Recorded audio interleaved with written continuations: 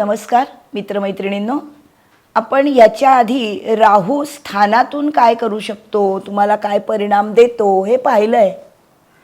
प्रत्येकाच्या कुंडलीमध्ये राहू कुठल्या तरी राशीत कुठल्या तरी स्थानामध्ये असतोच.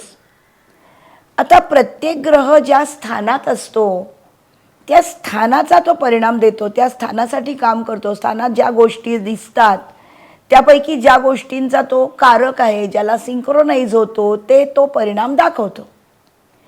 मग ते दाखवताना जी रास त्या स्थानात आहे त्या राशीच्या स्वभावाप्रमाणे दाखवतो. आपण आज बघणार आहोत प्रत्येक राशीमधनं राहू कसा दाखवतो परिणाम. मेष राशीमध्ये राहू बघूया.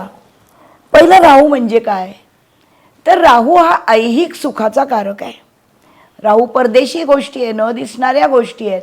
मासकॉम, मीडिया ही जी क्षेत्र आहेत, कॉम्प्युटर, इंटरनेट, ही जी नवीन काळातली क्षेत्र आहेत ही सगळी राहू आहे. राहू हा अतिशय आक्रमक ग्रह आहे आणि मेष रास मंगळाची आहे. मेष रास ही उत्साही, ताबा घेणारी, जिंकणारी, कॉन्करिंग ॲबिलिटी असणारी, स्पर्धा करणारी, पहिलं येण्यासाठी स्पर्धा करणारी आणि आयुष्यात काहीही शक्य आहे इतकी पॉझिटिव्हिटी असणारा हा मेष राशीचा मंगळ आहे. राहू हा काय आहे, राहू हा शॉर्टकटनी काम करणारा ग्रह आहे. त्याला खूप वेळ एखाद्या गोष्टीच्या मागे लागून राहायचं, सावकाश कामं हे त्याला अजिबात आवडत नाही. मेषेत तर तो सावकाश कामच करत नाही. त्याला आज आत्ता ताबडतोब येन केन प्रकारेनं माझं झालं पाहिजे, ही आक्रमकता, घाई, शॉर्टकट्स हे सगळं या मेषेतल्या राहूकडे असतं. ही मंगळाच्या राशीत असल्यामुळे उष्णता या राशीमध्ये आहे आणि राहू हा वायू तत्वाचा ग्रह आहे. त्यामुळे मंगळाची रास त्याला फारशी रास येत नाही. इथे राहूचा एक स्वभाव असा आहे, राहू हा परकाया प्रवेश करण्यात पटाईत ग्रह आहे. त्याच्यामुळे मेषेमध्ये हा लष्करी खाक्याचा होतो. स्वतःला तो मंगळासारखा बनवतो. टोकाला जायचं आणि जिंकायचं अशी त्याची पद्धत आहे. सप्तमामध्ये तूळ रास येते मेष राशीच्या, तिथे तो राहू बघतो. भिन्नलिंगी आकर्षणाकडे बघतो.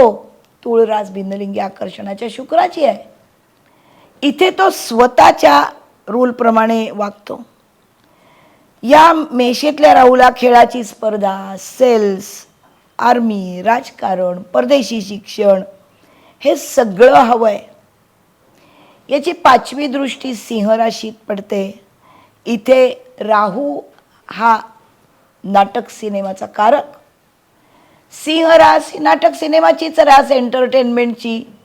त्यामुळे इथे जर रवी असेल तर या राहूची त्या रवीवर दृष्टी पडेल, तर या रवीला तो ॲम्प्लिफाय करतो या नाटक सिनेमासाठी.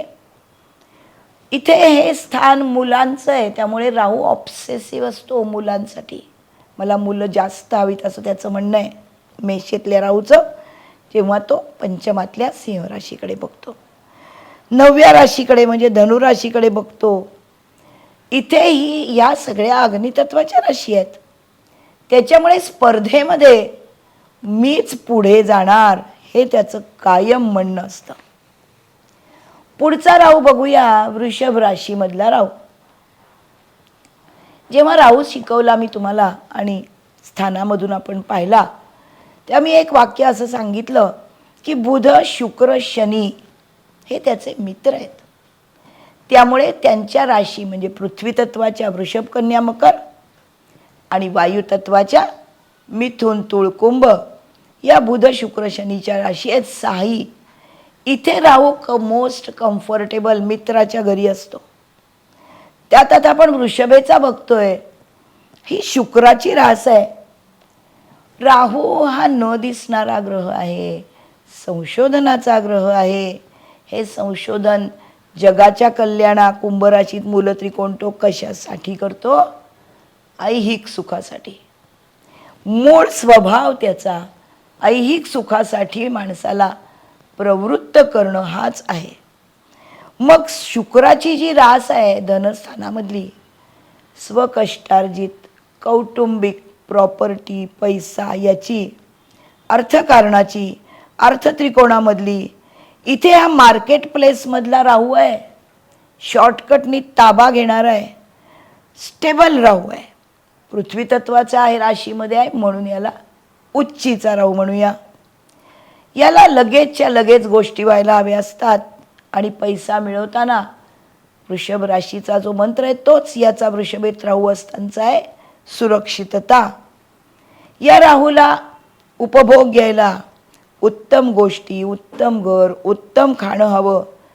आणि राहू हा भिंग आहे किंवा ॲम्प्लिफायर आहे. त्याच्यामुळे राहूला ज्या राशीत आहे ना त्या राशीला अभिप्रेत असणाऱ्या सगळ्या गोष्टी या एवढ्या तेवढ्या चालत नाहीत. सगळं मोठ्या स्केलमध्ये लागतं, ॲम्प्लिफायर. त्यामुळे त्याला मोठ्या स्केलमध्ये सगळं लागतं. मग पैसा, घर हे सगळं त्या स्टेबल राहूला मिळतं. वृषभ राशीमध्ये उच्चीचा आहे, त्यामुळे हवे ते मिळवणार, हवं तेवढं मिळवणार. पैसा साठवण्याची कला याच्याकडे, कारण वृषभ राशी बचतीची रास आहे. हा राहू वृषभेमध्ये कुंडलीच्या 2, 5, 9, 11 या धनयोगाच्या स्थानामध्ये एकटा असेल तर उत्तम धनप्राप्ती आणि बचत इथे फार उत्तम परिणाम देतो. याच्या पुढचा आपण बघणार आहोत मिथुनेतला राहू. एक छोटीशी गोष्ट अशी पण लिहिलेली आहे पुस्तकांमध्ये की राहूचं मॅच्युरिटीचं वय 42 आहे आणि मिथुन रास ही बुधाची रास आहे. ती त्याच्यासाठी खूप चांगली रास आहे. ज्यांच्या कुंडलीमध्ये नवमांशात मिथुनेच्या नवमांशात राहू जातो त्यांना 42व्या वर्षी प्रचंड आर्थिक प्राप्ती अचानक होते. राहू अचानक परिणाम देणारा ग्रह आहे. मिथुन राशीत राहू काय आहे तर मास कम्युनिकेशन, परदेश, ताबा, ऐहिक सुख, चांगले लेखक, उत्तम पत्रकार, राजदूत, परदेशी भाषा शिकणारा असा या मिथुनेमधला राहू आहे. आणि ह्या राशीतला राहू समोर धनुराशीकडे बघतो. त्याच्यामुळे लेखनात आध्यात्मिक लेखन पण असतं आणि काहीतरी फिक्टिशियस गोष्टी, हॅरी पॉटर सारख्या कथा लिहिणारा लेखक पण असतो मिथुनेतल्या राहूचा. 1, 2, 3, 5, 9 या स्थानामध्ये जरा मिथुनेचा राहू असेल तर परदेशी भाषा, परदेशी संस्कृती याचा प्रभाव असतो त्याच्यावर. राहू हा इन्फ्लुएन्शियल अपग्रह आहे. त्यामुळे हा सप्तमात असेल तर त्याचा लोकांवर प्रचंड प्रभाव पडतो. धनस्थानामध्ये असणारा राहू हा बुधाच्या बरोबर असणं हे फारसं चांगलं नाही, कारण हा खोटं बोलू शकतो. अर्थात कुठल्याही ग्रहाचे परिणाम सांगताना तो कसा आहे एवढ्यावर परिणाम संपत नाहीत. त्याच्याकडे कोण बघतो, हा कुणाकडे बघतो हे पण महत्त्वाचं असतं. आणि कुंडलीचा तो कारक आहे का हे सगळ्यात महत्त्वाचं असतं. कॉम्प्युटर हे राहूचं क्षेत्र आहे, ते कम्युनिकेशनचं क्षेत्र आहे. मिथुन रास कम्युनिकेशनची रास आहे. त्यामुळे कॉम्प्युटरवर ब्लॉग लिहिणं आणि त्यातून लोकप्रियता मिळवणं किंवा कम्युनिकेशनमधल्या इंटरनेट, यूट्यूब, अजून लिंक्डइन, इंस्टाग्राम अशा ठिकाणी लिहून प्रसिद्धी मिळवणारा हा बुधाच्या राशीतला राहू आहे. बघा तुमच्यापैकी कोणाचा आहे तो, मग तुम्हाला तसं फळ मिळतं का हे लगेच कळेल. अर्थात या राहूवर गुरुची दृष्टी पडेल ना कुठूनही तर ह्या राहूचे वाईट परिणाम कमी होतात, कारण गुरुला राहू घाबरतो. रविचंद्राला तो दाद देत नाही, पण गुरु समोर तो नांगी टाकतो. त्यामुळे तुमच्या कुंडलीमध्ये गुरुची दृष्टी राहूवर पडेल तर राहूची पण गुरुवर पडतेच, कारण दोघांना सेम दृष्टी आहेत. बघा कसा आहे राहू. पुढच्या राहूकडे जाऊया. आता बघूया कर्क राशीमध्ये राहू. कर्क रास ही जलतत्वाची रास आहे आणि ती चंद्राची रास आहे. राहू चंद्राला शत्रू मानतो. चंद्र कोणाला शत्रू मानत नाही, कारण तो 2.5 दिवसात रास बदलतो. चंद्र म्हणजे मन आहे. राहू चंद्राला शत्रू मानतो आणि चंद्र हा कर्क राशीचा स्वामी. ही रास जलतत्वाची आहे. ॲब्सॉर्प्शन, भावनात्मकता, वात्सल्य, राशीचा परिणाम आणि ग्रहाचे परिणाम हे दोन्ही एकत्र होतात. कर्क राशीमध्ये चंद्राच्या राशीत राहू काही खास चांगला नाही, नीचीचा असल्यासारखा आहे. भावना, पालनपोषण, फिलिंग्ज यांचं तो ॲम्प्लिफिकेशन, प्रसरण करतो. मुलांची काळजी घेणार आहे, कारण राहूचं एक असं वैशिष्ट्य तो परकाया प्रवेश करणार आहे. त्यामुळे तो ज्या राशीत असतो ना, त्या राशीचा स्वामी म्हणजे मीच, असं त्याचं प्रिटेन्शन असतं. म्हणजे तो चंद्र आहे, त्याच्यामुळे तो मुलांची काळजी घेणारा असतो. हे घराचं स्थान आहे, चतुर्थ स्थान कर्क राशीचं. प्रोटेक्टिव्ह राहू आहे, चांगला राजकारणी आहे. चांगली कल्पनाशक्ती या राहूला असते चंद्राच्या राशीत, कारण चंद्राच्या क्वालिटीज राहूमध्ये येतात. अतिशय प्रॅक्टिकल ग्रह आहे राहू हा, आणि म्हणून तो पृथ्वी तत्वाच्या राशीत चांगला आहे. जलतत्वाच्या राशीमध्ये आला ना की राहू इम्बॅलन्स होतो, भावनात्मकता होते, भावनांकडे जास्त लक्ष राहतं, मर्यादा राहत नाहीत भावनांना, कारण राहू हा ॲम्प्लिफायर आहे, ज्याच्यावर पडला त्याचं ॲम्प्लिफिकेशन. म्हणून ध्येयाकडे पण हा भावनेने बघतो. मेष राशीतला राहू जसा कॉन्करिंग ॲबिलिटी दाखवतो, त्याच्या विरुद्ध कर्क राशीमधला राहू हा भावनात्मकतेला मोठं करतो. म्हणून इथे याला इंट्युशन्स मात्र असतात. एक गोष्ट मात्र अपवादात्मक आहे, जर कर्क राशीमध्ये राहू असेल आणि चंद्र वृषभेमध्ये उच्चीचा असेल, कारण कर्क राशी चंद्राची रास आहे, याचा डिस्पॉझिटर चंद्र वृषभेमध्ये उच्चीचा असेल कुंडलीमध्ये, तर हा इम्बॅलन्स राहू थोडा बॅलन्स्ड होतो आणि फार त्रास मनाला होत नाही. याच्या पुढचा राहू आहे सिंह राशीचा राहू. सिंह राशी रवीची रास, राजाची रास, रॉयल रास आहे. सिनेमा, प्रणय, कृतिशीलता, राजकारण, सरकार, एखादं ॲप्रिसिएशन, पंचमस्थान, राजाचा मुकुट, उत्तम कलाकार, उत्तम अधिकारी, हे सगळा रवी आहे. राहू काय आहे? हा बेस्ट ॲक्टर अवॉर्ड आहे सिंह राशीतला राहू हा. कारण राहूकडे परकाया प्रवेश असल्यामुळे नाटकीयता आहे. नाटक सिनेमाचा तो कारक आहे. सिंहराज पंचमातलीच आहे, त्यामुळे रवी हा पण नाटकीयतेचा कारक आहे. त्यामुळे या राहूला सिंहेच्या स्वामीवर हा परिणाम करतो.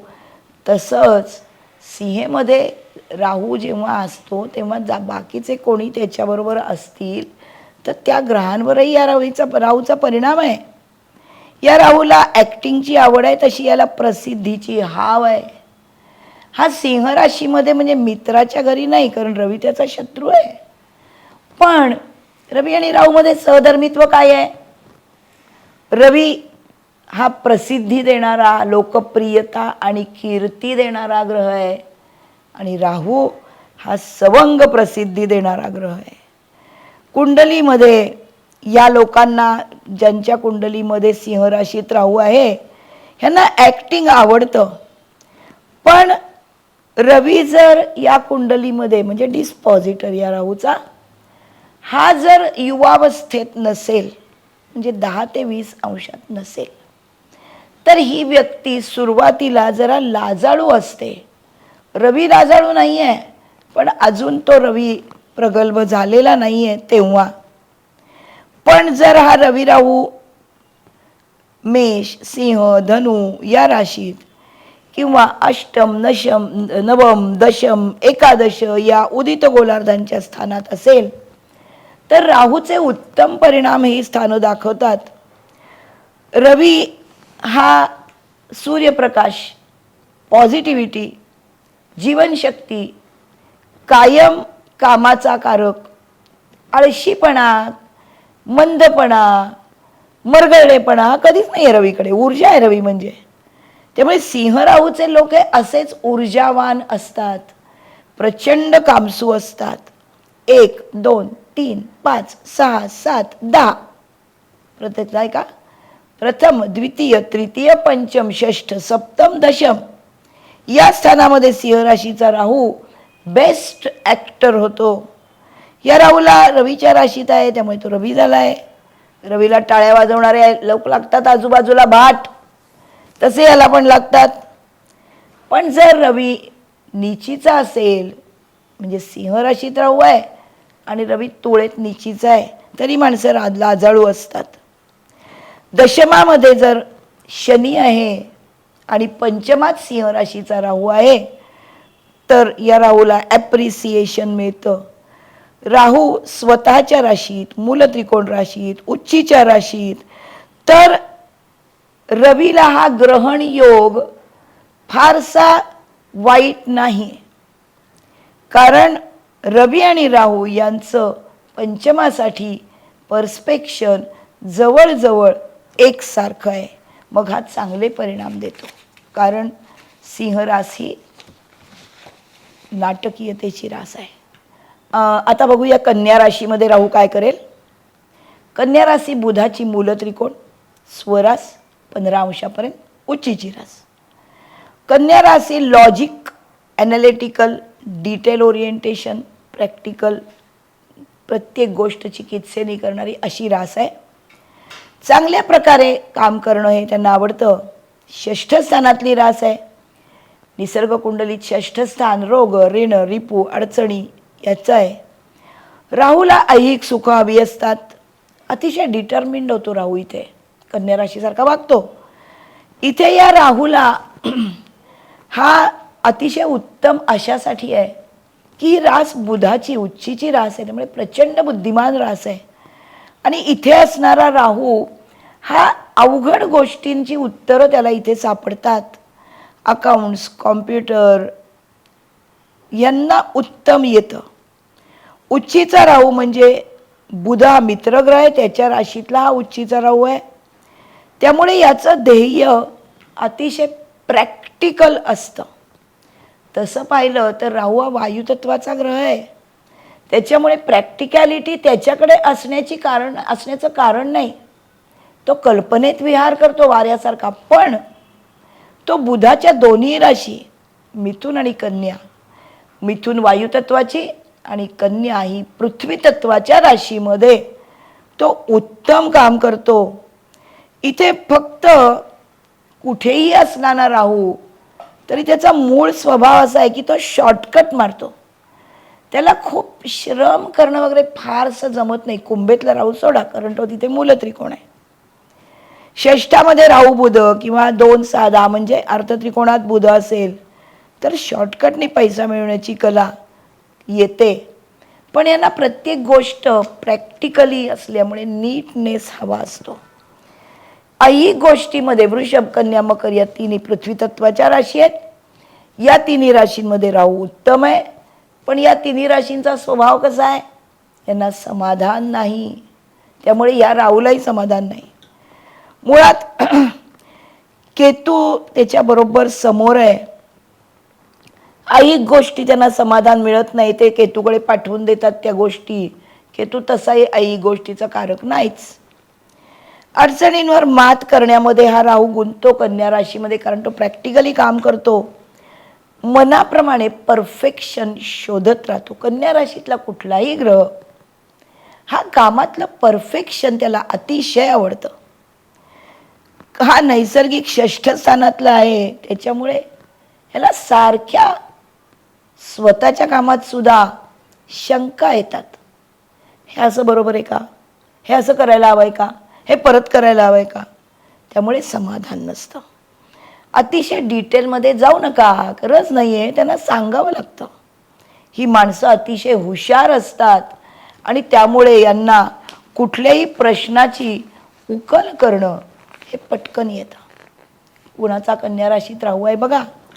कन्या राशीमध्ये राहू असेल आणि कुंडलीतला बुध उत्तम असेल तर बुद्धिमत्ता उत्तम आहे, प्रसिद्धी उत्तम आहे, व्यवहार ज्ञान चांगलं आहे, बिझनेस चांगले कराल, सवंग प्रसिद्धी मिळणारा हा राहू आहे.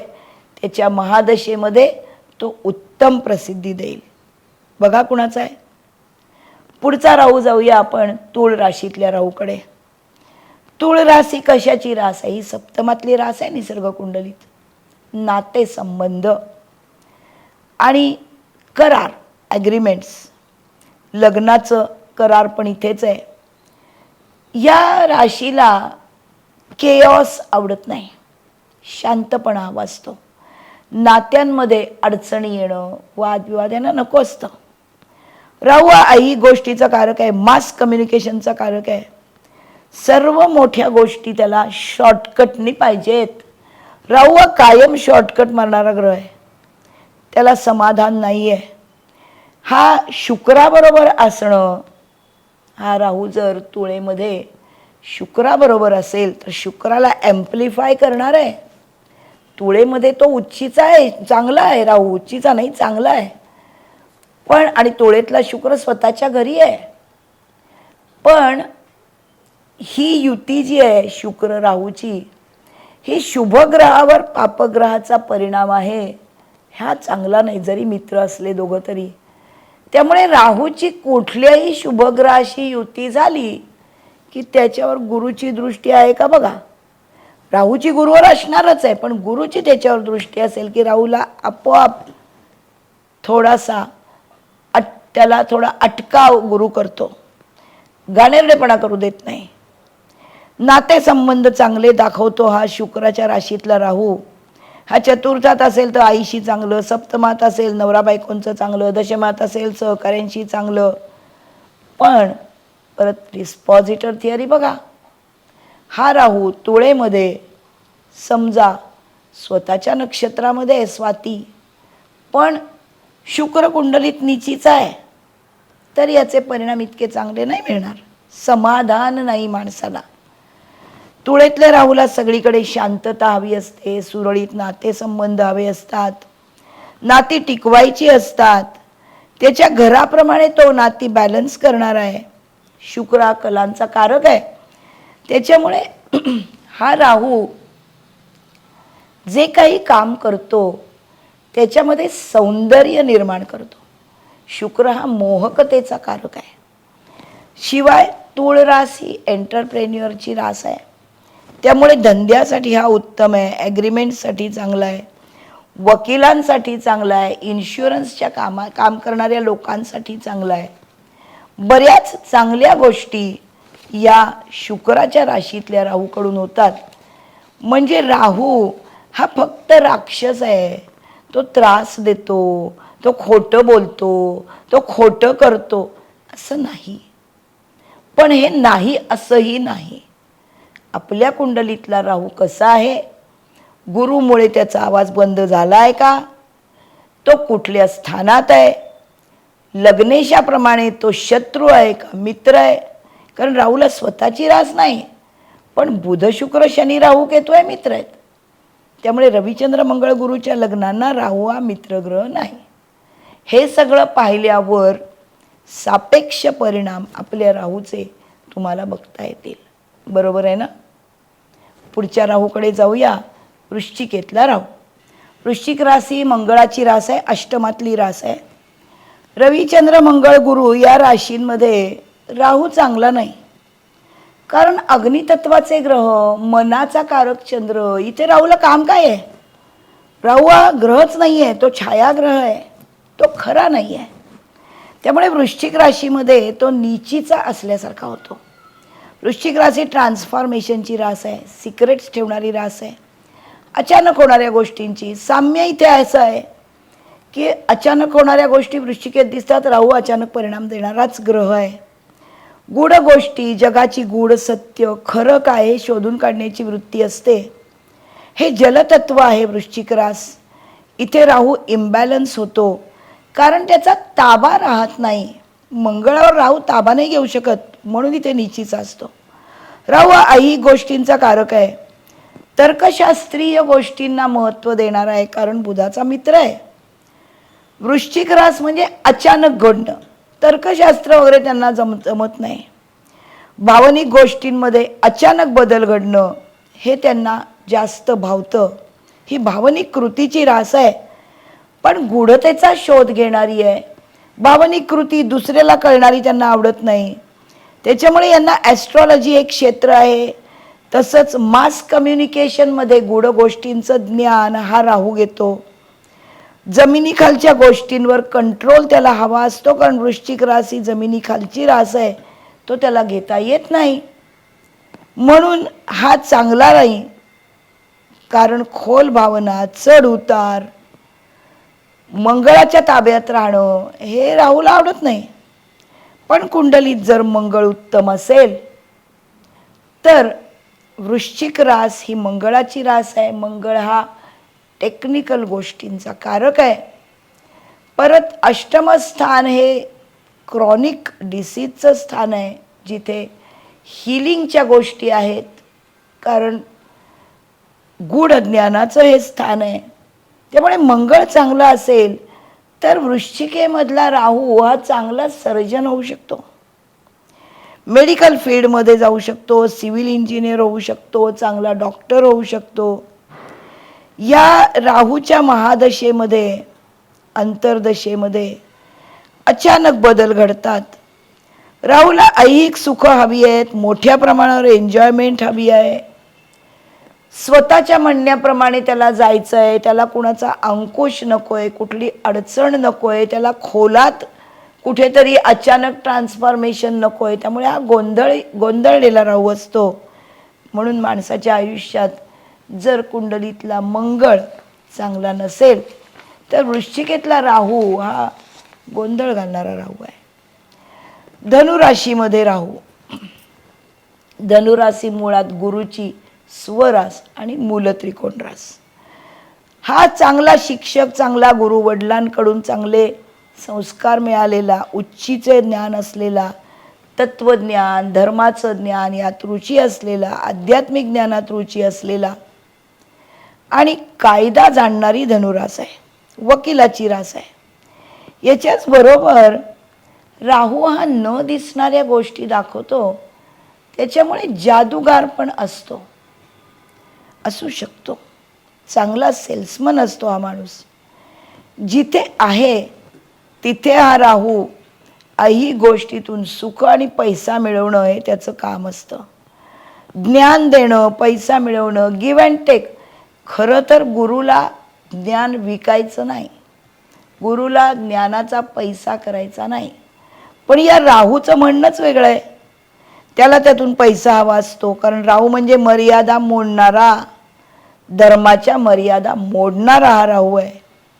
पण गुरु जर कुंडलीत चांगला असेल तर हा योग्य ते शिक्षण घेतो, मोठ्या प्रमाणामध्ये मास कम्युनिकेशनचं शिक्षण घेतो, धार्मिक पुस्तकांचे वाचन असतं आणि हा कम्युनिकेटिव्ह मुळात राहू असल्यामुळे हा टी व्ही सारख्या गोष्टी कम्युनिकेशनच्या, कारण समोर मिथुन रास आहे धनुराशीच्या, अशा ठिकाणी हा देवाबद्दलच्या धार्मिक गोष्टींचे विचार व्यक्त करतो आणि हे व्यक्त करताना त्यातून पैसा कसा मिळेल हे बघतो.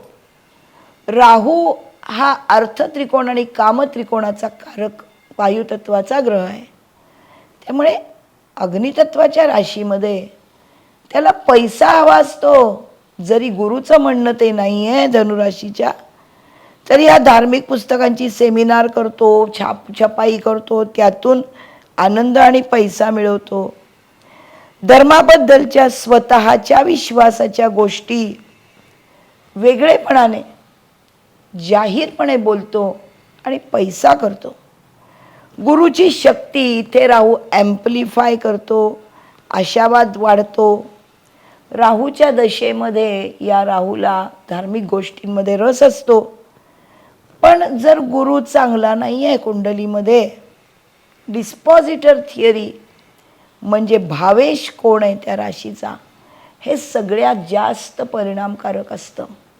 मी जे पहिल्यापासून तुम्हाला सगळ्या राशींमधले ग्रह सांगताना सांगतेय, राशीचं मंदिर समजा, राशीचा स्वामी कुंडलीमध्ये कसा आहे, स्वतःच्या राशीत, मित्राच्या राशीत, अस्तंगत नाही, ग्रहणात नाही, अशुभ ग्रहाच्या दृष्टीत नाही, उच्चीच आहे किंवा कारकस्थानात आहे, तर तो उत्तम आहे.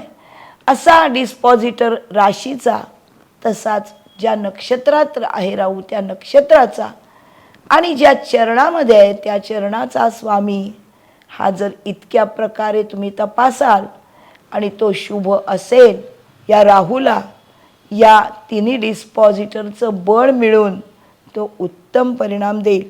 प्रत्येक ग्रहाला हे प्रिन्सिपल लागू आहे. नीचीचा गुरु असेल तर चुकीच्या धार्मिक गोष्टींचं प्रतिपादन हा धनुराशीतला राहू करतो. पुढचा बघूया मकर राशीमधला राहू. मकर राशी पृथ्वी तत्वाची रास आहे, शनीची स्वरास आहे. शनी हा न्यायाधीश आहे, हा कष्टाचा ग्रह आहे, पक्क्या कल्पनांचा ग्रह आहे. दशमस्थानातली ही रास असल्यामुळे जबाबदाऱ्या घेणारी, ऑर्गनाइज्ड आणि अतिशय स्ट्रक्चराइज्ड कामं, मेथॉडिकल कामं, सरकार, स्वतःची ध्येय गाठणारी अशी ही रास आहे. इथला राहू हा पृथ्वी तत्वाच्या राशीत उत्तम आहे, त्याच्यामुळे राहूची शक्ती या मकर राशीला मिळते. हा कुठेतरी इन्चार्ज असतो कुठल्याही संस्थेचा, शिस्तप्रिय आणि अतिशय चांगला राहू आहे. प्रॅक्टिकल असतो, लोकांना ऑर्गनाइज करतो. हा राहू मकरेत आल्यामुळे स्वतःला शनी समजतो, जबाबदारी घेतो, ध्येय गाठतो, ध्येयाचा मार्ग आपल्या मेथॉडिकल पद्धतीने निश्चित करतो. ही रास अर्थत्रिकोणातली आहे, त्याच्यामुळे जास्त पैसे मिळवण्याची जबाबदारी घेतो. अर्थात अर्थत्रिकोण आणि कामत्रिकोणाच्या राशीमधला राहू आहे, हा कामाचा रिवॉर्ड पैशामध्ये मोजतो. मोठ्या पदावरची ही माणसं जबाबदार आणि शिस्तप्रिय असतात. मकरेतला राहू हा दशमातला राहू असल्यासारखा आहे. राहू महादशेत शनीच्या गोष्टी वर येतात, ध्येय गाठलं जातं. अर्थात कुंडलीमधला शनी उत्तम असला पाहिजे. पुढचा राहू आहे कुंभ राशीतला राहू. कुंभ रास ही राहूची मूल त्रिकोण रास आहे आणि ही लाभस्थानामधली उदित गोलार्धामधली रास आहे. कुंभ राशीचं जे एकादश स्थान आहे हे कुठलाही राजयोग करत नाही. हे त्रिषडाय आणि उपचय स्थानामधली ही रास आहे. हे नेटवर्क सर्कल आहे. कुंभ रास म्हणजे मोठ्या संस्था किंवा मित्रमंडळ हे इथे दिसतं. एकत्र आणून प्रत्येक ठिकाणी शास्त्रीय दृष्टिकोनातून बघून प्रगतीकडे जाऊन काहीतरी ऐहिक सुखाच्या गोष्टी शोधणारा हा राहू आहे. म्हणजे जे समोर दिसत नाहीये असं दुसरं जग काय आहे हे त्याला दाखवायचं असतं. म्हणून त्याला गूढ गोष्टीत रस असतो. दुसर गोष्टी हा शॉर्टकटनी मिळवतो. कमी श्रमात जास्त पैसा, याला फार घाई आहे पैसा मिळवण्याची. कारण हे एकादश स्थान आहे, हे धन योगाचं स्थान आहे आणि ही राहूची मूल त्रिकोण रास आहे. राहू एकादश स्थानात कायम लंपसम शॉर्टकटनी कसं मिळेल याच्याकडे त्याचं लक्ष असतं. हा कुंभेचा स्वामी आहे, मोठ्या संस्थातनं चांगलं काम करून पैसा मिळवतो. वायुतत्वाची रास आहे, हा उत्तम राहू आहे. गोष्टी पुढे आणतो शास्त्रीय ज्ञानाने. मोठ्या जमावासमोर शास्त्रीय पद्धतीने मेसेजेस देणं, कम्युनिकेशन करणं, समाजाच्या प्रगतीसाठी काम करणं, सरधोपट मार्गाने काम करण्यापेक्षा काहीतरी माणसाच्या ऐहिक सुखासाठी करणारा हा राहू आहे. लोकांना एकत्र आणतो, कल्पना राबवतो आणि त्यातून पैसे मिळवतो. त्याचा एम ते आहे, कारण तो ऐहिक सुखासाठी शॉर्टकट करणारा राहू आहे. माणसं खुल्या मनाची, मोठ्या गोष्टी बघणारी, कायम वेगळ्या अँगलनी बघायची अशी त्यांना सवय असते. ज्ञानाचं वाटप करणार आहे आणि त्यातून रिसर्चसाठी पैसा मिळवणार आहे. चांगला सेल्समन आहे. तो स्वतःची संस्था मोठी करण्यासाठी अनेक कल्पना राबवतो, त्या विकतो आणि स्वतःच्या कामामध्ये प्रावीण्य मिळवतो. याच्या पुढचा राहू आहे तो मीनेतला राहू आहे. मीन रास ही व्ययस्थानामधली जलतत्वाची मोक्ष त्रिकोणातली शेवटची. एकाकीपणा, हॉस्पिटल, जेल, परदेश, स्वतःपासून दूर जाणारी ही रास. तत्वज्ञानाची आवड करण गुरुची रास. इथे जलतत्वाच्या राशीत राहू गोंधळतोच, कारण राहूचा उद्देश एक आहे आणि राशीचा उद्देश पूर्ण भिन्न आहे असं होतं. ऐहिक सुखाचा ताबा त्याला पाहिजे, प्रत्येक कामाचा मोबदला पाहिजे. राहूची शक्ती जी आहे इथे एक साम्य असं होतं की राहू हा न दिसणाऱ्या गोष्टी आहे. मीन राशी मोक्ष त्रिकोणातली शेवटची न दिसणाऱ्या गोष्टीच इथे दिसतात. तुम्हाला हॉस्पिटलायझेशनचं हे स्थान आहे म्हणल्यावर जो माणूस हॉस्पिटलाइज आहे त्याच्याशिवाय इतरांना ते बघायला आवडत नाही. जेलमधल्या माणसाला पर्याय नाही, बाकीच्यांना आवडतं का जेल बघायला? हातात न टिकणारा पैसा, तोटा, खर्च दिसतच नाही तो पैसा खर्च झाला की. अशाच हे स्थान आहे. गुरुची शक्ती आणि राहूची शक्ती दोन्हीची इथे वाढ होते. गुरु उत्तम असेल तर उत्तम परिणाम मिळतो. राहू हा अनयुज्युअल ग्रह आहे, तो अनप्रेडिक्टेबल आहे, तो जादूगार आहे, तो इंट्युशनचाही ग्रह आहे. मीन ही काल्पनिक गोष्टी म्हणजे सबकॉन्शियस माइंडमधल्या कल्पनेची रास आहे.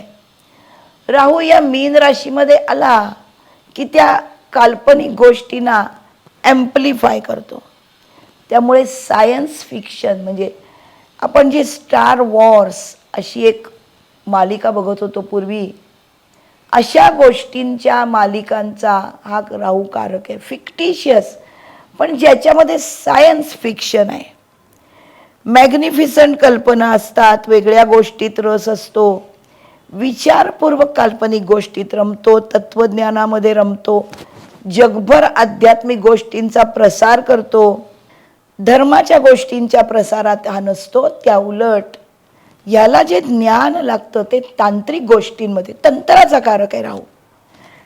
तांत्रिक गोष्टी, कुंडलिनी मेडिटेशन, रेकी, प्राणिक हिलिंग अशा वेगवेगळ्या पण सरदोपट मार्गाने न जाणाऱ्या, काहीतरी वेगळ्या संशोधनात असणाऱ्या पण हा मिनेत असल्यामुळे हिलिंगच्या गोष्टी हा दाखवतो.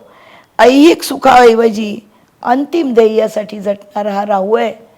ज्यांच्या कुंडलीमध्ये राहू आत्माकारक असतो. थोडी वेगळी गोष्ट आहे ही. आत्माकारक म्हणजे पराशर ॲस्ट्रॉलॉजीप्रमाणे तुमच्या कुंडलीमध्ये जो ग्रह सर्वात जास्त अंशामध्ये आहे त्याला आत्माकारक असं म्हणतात. तुमचा सांख्ययोगामुळे ज्या गोष्टी, ज्या इच्छा आकांक्षा पूर्ण करण्यासाठी तुम्हाला जन्म आला आहे त्या गोष्टी पूर्ण करण्याचं काम ह्या आत्माकारकाचं असतं. त्याच्या वयामध्ये, प्रत्येक ग्रहाला वय आहे, त्याच्या मॅच्युरिटीच्या वयात आणि लग्नेशाच्या मॅच्युरिटीच्या वयाप्रमाणे हा राहू वानप्रस्थाश्रमानंतर, आपण हे सगळं भृगुचक्र पद्धतीत पाहिलेलं आहे, वानप्रस्थाश्रमानंतर असा ऐहिक गोष्टींच्या परे गोष्टींमध्ये या आत्माकारक राहूला रस असतो आणि त्यासाठी तो काम करतो. तुमच्या सगळ्यांच्या कुंडलीतले राहू बघा. आपण कसे आहोत, राहू आपल्यासाठी काय करणार आहे हे तुम्हाला कळलं असेल. माझा चॅनल सबस्क्राईब करा.